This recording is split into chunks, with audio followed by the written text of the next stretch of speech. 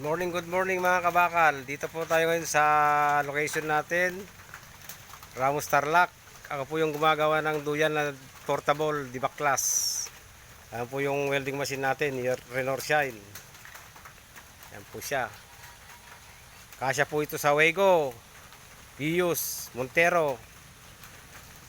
Lahat po kasya ito.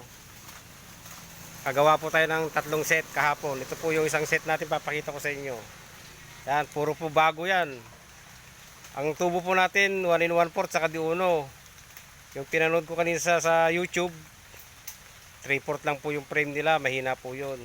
At saka parang hindi siya ganong nababaklas lahat.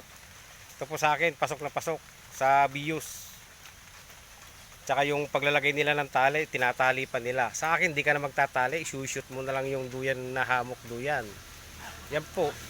1 set po yung mabibili nyo sa akin. Location ko po, boundary ng Hirona at saka Paniki. Sa may arko ng Paniki, kung minsan lampas ka doon, makikita mo ko sa highway. Yan po, hindi po tayo nakapagtinda kasi maulan. Yan po yung mga 1 set po natin.